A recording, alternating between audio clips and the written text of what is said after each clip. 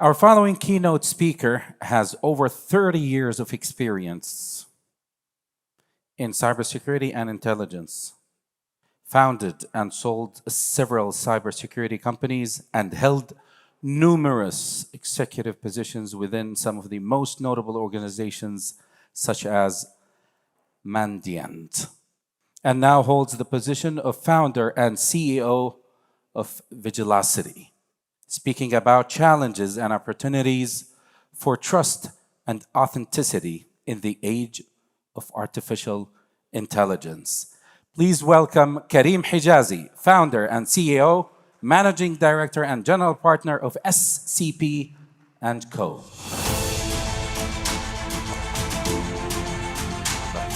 Thank you. Good morning, everyone. Thank you for having me here. It's an honor and a privilege to be back in Saudi Arabia to see everyone.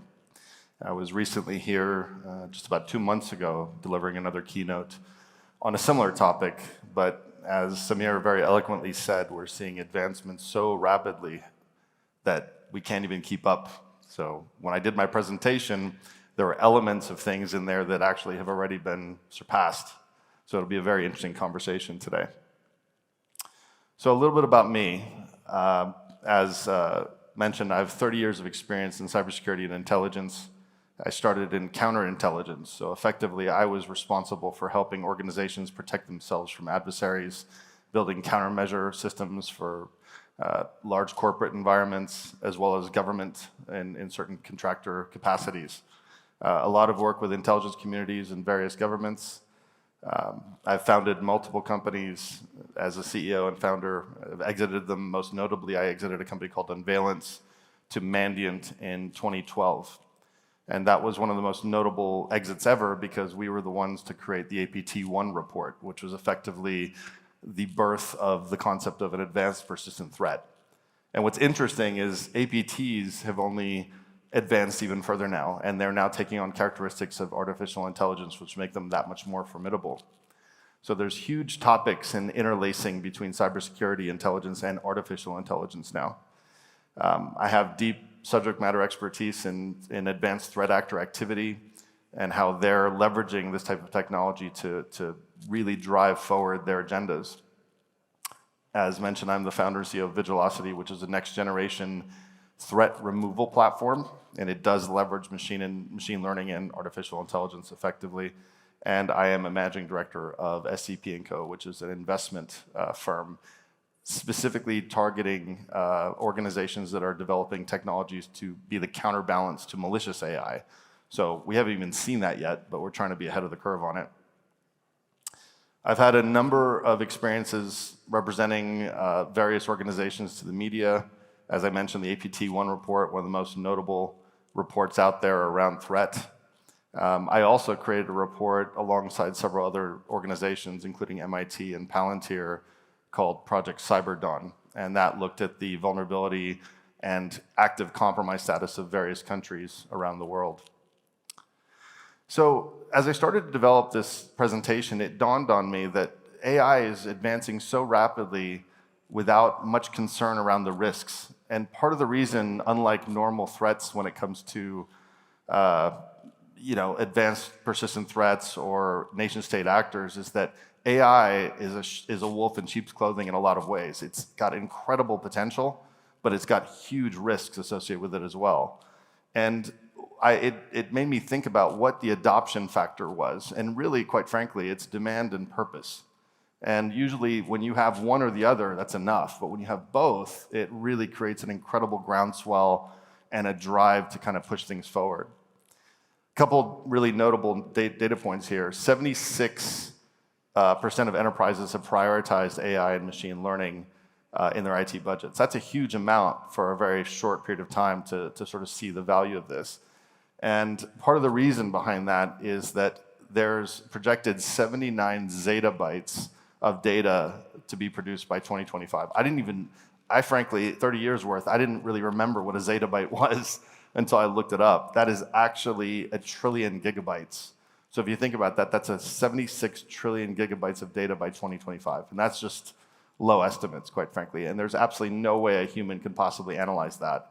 So the drive forward for this is to take automation and force multiplication and apply it to this type of data creation. BlackBerry noted that 82% of IT decision makers plan to invest in AI-driven cybersecurity platforms, and literally 48% of those plan to do it before the end of this year. So this is something that's moving, again, at light speed. And while that's exciting, it does represent a lot of vectors for attack. And that's something that this whole conference is driven around, and I think it's an incredibly pivotal conversation to have right now. The actual size of the market is approximately $13.2 billion as of 2021. It's projected to literally grow 24.3% from 2022 to 2030, which is absolutely huge. In APAC alone, the CAGR is 32.2%, which is incredibly large. So we're seeing compounded growth at a rate that we've never really seen before. This is effectively like the birth of the internet again. So to give you guys the gravitas and the scope and scale of this, it's unprecedented. So let's start with challenges. And it's not to be a doom and gloom presentation because there are some incredibly wonderful opportunities ahead. However, the key point here is that there are many challenges. And we're in an early stage of this whole thing where we don't quite know where it's going to go. It is, after all, artificial intelligence, which means it has its own decision paths. And that in of itself is the issue. And then you compound that with things like insufficient transparency, meaning we don't really know what happens when it makes a decision. There's a whole layer in AI called the hidden layer, and it's called that by design because we don't really know how it's making some of these decisions. And it's a very daunting concept, quite frankly. There's also an excessive dependence on AI. Everyone is seeing this as a way to sort of alleviate human element and simply allow the AI to take charge of things, which is proving to be a challenge. We'll get into that as I continue the presentation. There's also bias and unfair discrimination based on the training data that it's fed. So you can contort a belief system in one direction over another based on what you tell the AI it should know. So it's effectively taking a 3-year-old child and teaching them all good or all bad or a little bit of both, and that child will grow up thinking one way or the other based on what it's told. It's also susceptible to attacks. So just like the 3-year-old child example, again, if you can alter the education of that 3-year-old child, you can alter the outcome, which is a very dangerous concept. And there's no human oversight, back to the hidden layer concept. There's very limited understanding of certain aspects of AI at this point. Even though we've built it, it's now taken a life of its own on, and we don't quite know how it's going to sort of move in various directions, especially when it comes to threat actors leveraging it. And unfortunately, as with most things that have huge promise, threat actors are adopting it almost faster than we can possibly contain it, and that's an issue. The one area I really want to focus on heavily, and there's a lot of conflation, and I'd like to dispel this myth that AI and ML are the same thing. AI is the global bubble under which applications of artificial intelligence work. And the one that we talk about a lot is machine learning. That is probably the most prolific application. As you can see on the presentation, it's a very widespread and vast area of interest. And the one specific area of machine learning that I'm really interested in as far as it comes to cybersecurity is something called reinforcement learning. I'm going to, again, talk about that 3-year-old child. You do the right thing, you get candy. You do the wrong thing, you don't get candy. And that's the way they're teaching a lot of these AI models, especially when it comes to military and intelligence applications. Everybody heard about this, and it was a very controversial topic. There was a report that came out that said that in a simulation, a drone taught to get the highest possible score ever killed its operator in the simulation to achieve a higher score. The US came back and denied that that was a reality. They said that the general that was talking about it over blew it and it really wasn't an issue. We'll see. Don't know if that's true or not. There's a lot of things that happened that we never really understand. What did happen, though, was this, and this happened a long time ago. There was a model where a boat was taught to circumnavigate a bunch of channels as fast as it possibly can to get the highest score possible. Again, it wanted to get the candy like the 3-year-old child. That boat found a small little enclave and figured out that it could do a circle and smash and blow up other boats in the process to get the highest score possible. So it chose to not listen to the directive. It chose to pursue the highest score possible.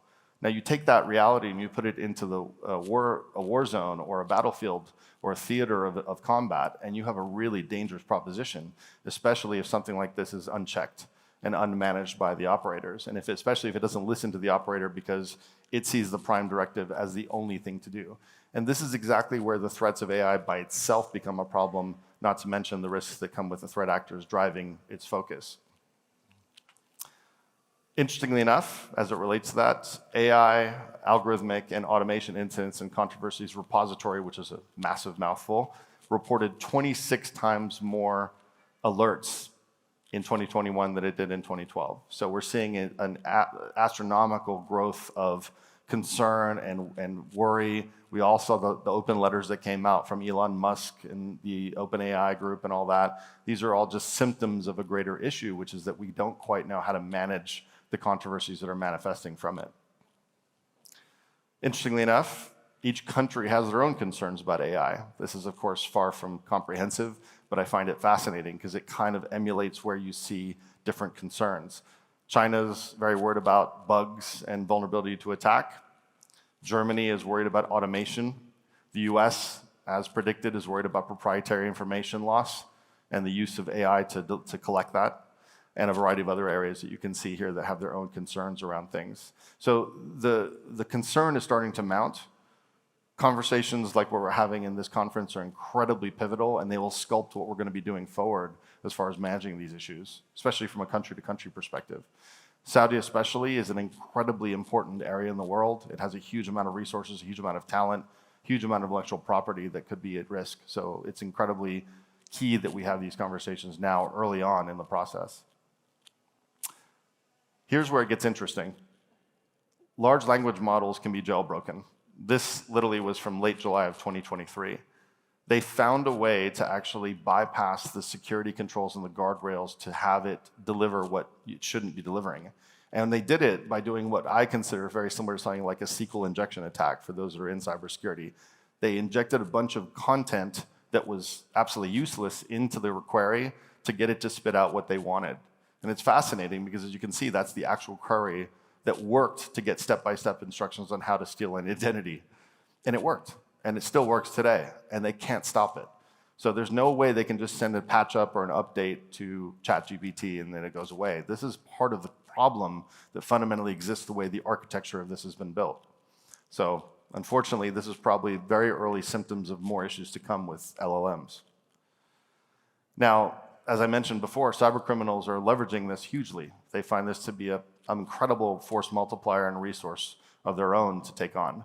We all saw, or most of us saw, WormGPT was born, which is actually a ChatGPT clone that writes business email compromise messages better than anyone could possibly do it. It writes it in the language, it writes it in the tone, the cadence, the frequency, everything is perfect the way an email would be expected to be written if it's coming from a legitimate source. Another one was called ChatGPT FraudBot. And at the time that I created this presentation, there were 3,000 confirmed sales. Now there's speculation of hundreds of thousands of dollars actually spent on ChatGPT FraudBot. So there's no shortage of use of these tools. And unfortunately, these are very early iterations of what the threat actors are going to be leveraging. This is just the very beginning of what they're going to probably do. And these are the small-time criminals that are playing around. The big guys are working with the actual underlying platforms. They're actually leveraging things like OpenAI, Bard from Google, Duros from China, Anthropic. They're actually building their own technologies to do things like you can see here by generating fake identities. Polymorphic malware, which is a blast from the past for me because polymorphism has been around a long time and it's starting to resurface again today, where malware will literally change its shape on demand or at will to avoid detection by security products. And ultimately leverage things like cyber war and things like that that are very, very dire and concerning. Now, it's interesting because evolution does not always equal more intelligent. And many probably don't know this, but literally in August last month, Stanford and UC Berkeley actually figured out that ChatGPT was getting less intelligent. So in March, 97% accuracy was found, and then a shocking 2.4% accuracy was found in June. Now, there's a variety of reasons why this may be the case. They don't even really know why it's happening, but there's a good chance that the training data being fed into it, or what it's learning from the users of the product, is bringing its average intelligence to a lower state, which is concerning again, because a lot of people are literally taking anything that AI puts out as fact, which is part of the problem. Old adage in cybersecurity, garbage in, garbage out. You put garbage in, you're going to get garbage out. There's no way you put something terrible in and get something good out, and that's a key aspect here. The training data is pivotal and critical when it comes to this kind of thing. And the other thing that's really concerning is the implicit belief and trust in the current state of AI is dangerous. People believing it's imperfect and it's impervious. My son, who uses ChatGPT for his homework, which I wish he wouldn't, believes what it writes rather than what he reads. And so, unfortunately, you're seeing a young generation growing up seeing that these things are effectively oracles of all-knowing, which is untrue. Provenance and quality of training data is paramount. And we have to start to expect the unexpected. There was a Mission Impossible movie that just came out that basically, the whole premise of it, if I'm ruining a spoiler alert, it is about that. It is about trying to alter your perception of what will come about because it is unemotional and unintending in its consequence. Samir made a very good point about emotionality. AI has the luxury of no emotion, so it can make very, very brutal decisions without a flinching. So it's another concern that we have. Now, in the last part of this presentation, there are incredible opportunities. And I promised this wasn't going to be a doom and gloom keynote, so there are good things coming. One of the most beautiful things about AI is that it's an incredible, incredible force multiplier. As you can see on the slide, there's a huge amount of applications that are tremendous here. There's the use for SOC applications and AI in malware analysis, threat actor attribution that is a huge issue. It's always been a problem for us. For as long as I've been doing this in my career, I'm very reluctant to attribute it to an actor unless I have hard evidence of who it is, especially country or nation state actors. It's a very difficult thing to do, and AI does give us that leverage. So in short, the value that's presented here is speed, scope, accuracy, and amplification. If you look at it from those angles, it does provide that. Provides it for the benefit, but it also provides it for the risk. So there's a counterbalance that needs to be managed here in a big way. And as you can see, threat detection, instant response, malware detection, authentication will be hugely implicated by this. Everything that we know is going to start to change. Every vendor out there that's represented is going to have to retool their technologies to adjust for this new way of looking at things. Because the speed is going to come about in such a way that we won't be able to manage it as a human anymore. And to Samir's point, things like quantum are going to that much more extend that speed. One of the key things here is that there's hundreds of companies out there. This slide above here just shows 80 plus of those companies that have been invested in. Incredibly powerful applications that are going to be getting much more advanced as time goes on. Even in my own organization, I use AI to identify threat actors in real time around the world. So back to the attribution piece, the ability to very rapidly identify it. And going back to my Mandiant days, persistence in an environment and the dwell time is the #1 issue. If I can catch the threat actor or the implant at the time of incursion, the shortest possible time that I can allow it to exist in that environment and not persist or laterally move, the better. And the ability to use AI to make that time that much shorter is critical and pivotal. And everyone loves it. 3 out of 4 executives say that AI allows them to respond faster to breaches. 69% of organizations think it's necessary to have AI to make it work. And 3 in 5 firms that say that the accuracy is improved as well. So there's a huge groundswell of belief that this is indeed going to help us. Now, how do we foster actual responsible integration? That's the burning question, because it's a bit of a Wild West right now. No one really has control of exactly what's happening. Right now, this is another mouthful, but the Conference of Fairness, Accountability, and Transparency, FACT, literally has seen a 2-fold increase in submissions. So people are thinking about how to build a framework of trust and resilience and accountability to this process. Now, there is yet to be one standard. Just like in cybersecurity, we haven't settled on one standard. We're still trying to get MITRE ATT&CK across the finish line. This is a very similar situation that hopefully we can actually do faster. And then the European and Information Security Agency has created a very comprehensive list. This is the earliest stages of what we consider sort of a compliancy or framework for this to really work. And it's good. They're doing a really good job of trying to identify and anticipate what is going to come down the pipe. And the problem of this, again, is that because it's essentially guiding its own path, we're following it. We're not leading it right now. And that brings me to sort of the pivotal point of this whole conversation. We as humans have a critical choice. We can either follow or we can lead. And right now, I hate to say it, we are in a bit of a cat and mouse chasing it situation purely because of the advancement and the amount of money and the amount of interest that's been generated in it. So we have to be able to take that and pivot that and shift the asymmetry of it taking advantage of us and now leverage it for our best interests. We are, after all, its creator. It did not create us. So ultimately, our control is pivotal and will be absolutely important for generations to come. Thank you very much.